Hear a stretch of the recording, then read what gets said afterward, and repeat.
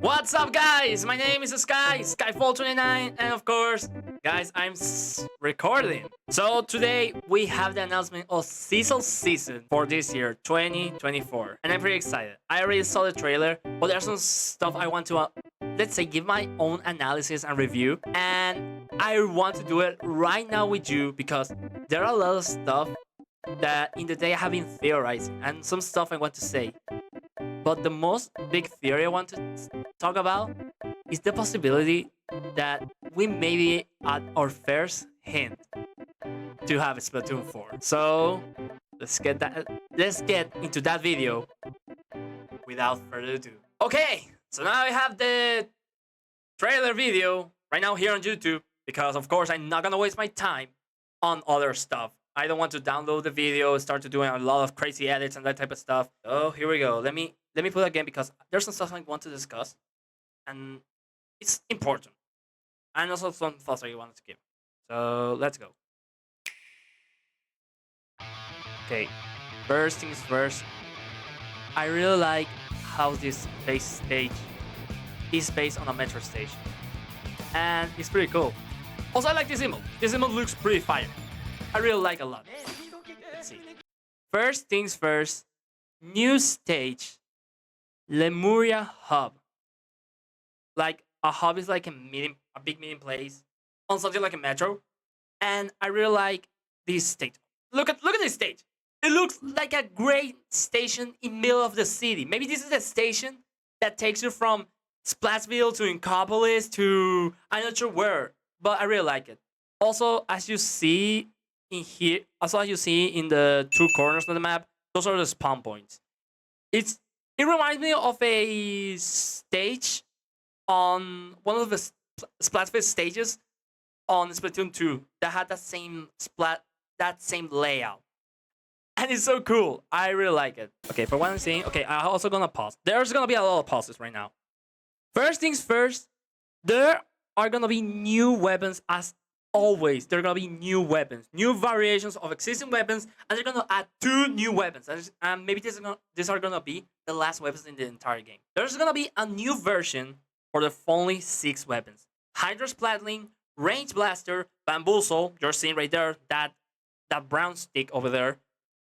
Dowser Dewey's, Recycle Brella. That if you've seen over there when it says Lemuria, there's a little boy or little umbrella top.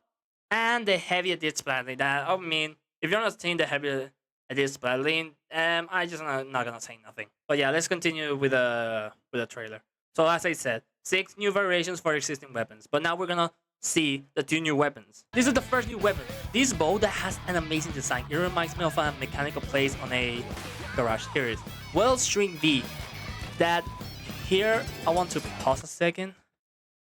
At this frame that I'm just telling the enemies like I think we make a wrong choice to be standing here.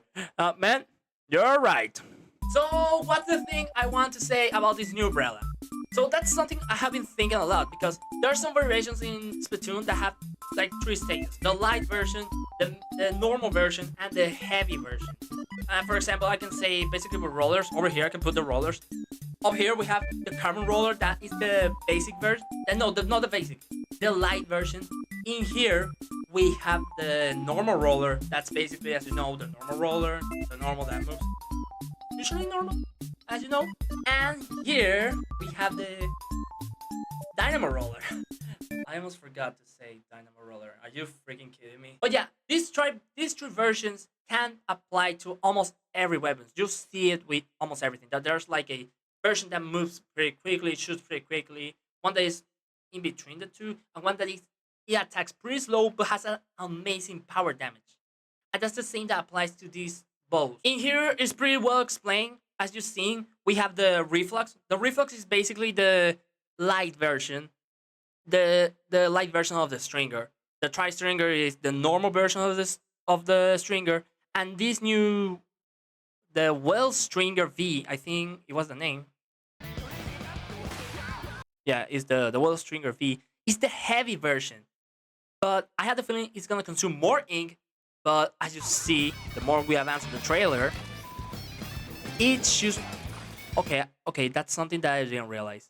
Like, okay, now that I'm looking, I thought for a second all the shots were together, but it seems the more you charge, the shots are gonna go from being separate, being together to separate. Okay, now this weapon I really like it, but I'm not sure if it's gonna be more even better than the raccoon cannon. But not gonna lie, it has a pretty sick design, and this is the second new weapon. That is the new Splatana. Yeah, as you see, these are like the three versions. The Viper Splatana is the light version. The Stamper is the heavy version, and we can say this new Splatana is like that medium place. Yeah, they're like that medium tier. And the name of that Splatana is Min the Cavitator. That's how you pronounce it. The Cavitator. I'm not sure how you pronounce it. But this Splatana, it seems to have a much lower attack speed, but it does horizontal slashes. Oh my god, I really love the fact it does horizontal slashes. Like, look at this. And it seems to, and also it seems to imply that it dashes way further. Like, I'm not sure if that Splatana has longer range with the dashes while doing the horizontal slash. Like, I can see, I'm not gonna lie, I can see this frame all day. That part, I'm gonna try to redo that the next time. But now, this is the other thing that I really like. Big run is coming. This is gonna turn into the biggest big run of all the big runs in existence.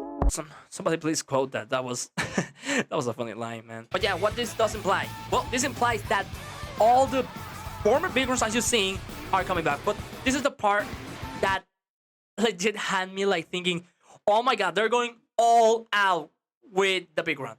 We're gonna have Attack of the Third V-Rate. How do you pronounce that word? I'm not sure how to pronounce that word, but if, just to call it another way, we're gonna have the three bosses at the same time as, let's say, you're not gonna have one kill in 7 minutes. You're gonna have the three at the same time. This is basically a triple trouble. You have our big long boy, you have Joe, and you have big, and you have, of course, the OG Chunky Boy. I have seen many people say that this is gonna be way harder because having the three at the same time and you have to defeat each one by one is gonna, nobody's gonna come alive of this. Okay, this is something I haven't theorized. So I'm just gonna put like this frame alone. Wait, give me a minute. Let me take out myself on. Let me say goodbye to the camera. Okay, there we go. Okay, so you see this image right here.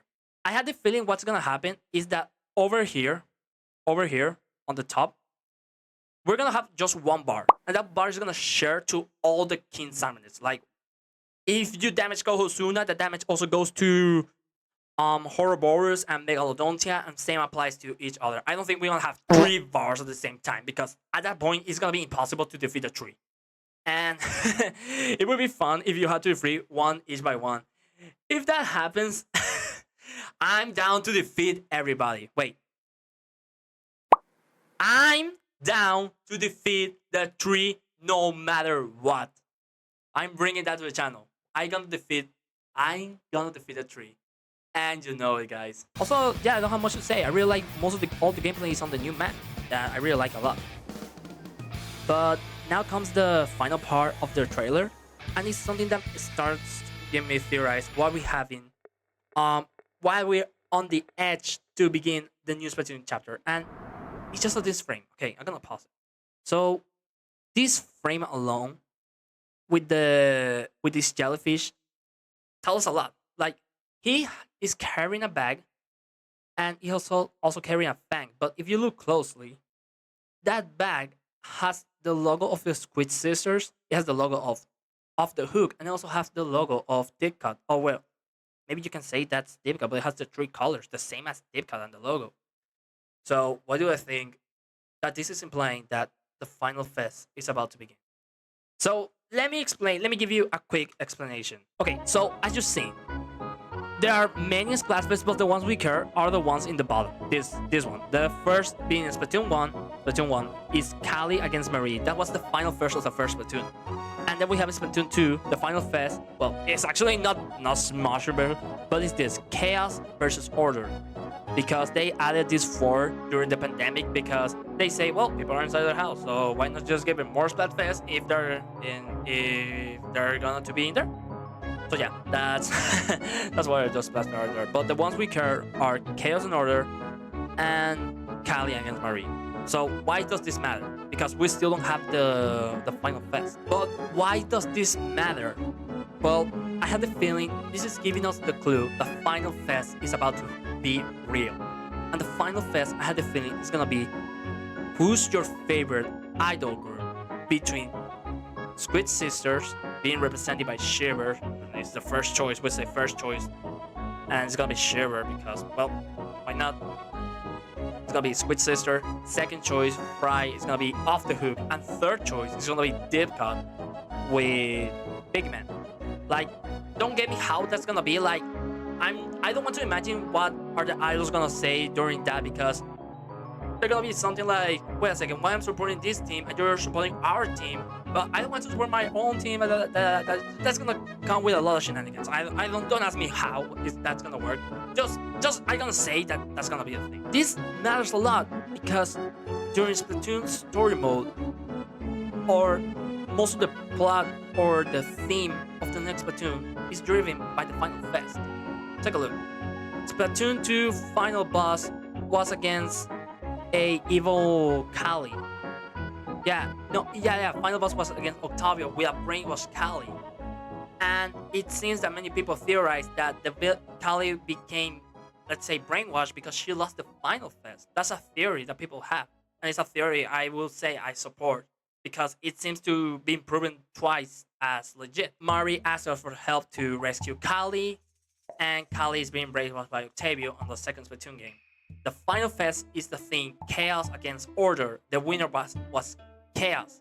And if you look Splatoon 3's world is all chaotic. It's wreak havoc. I'm not sure how will imply if Team Order managed to win.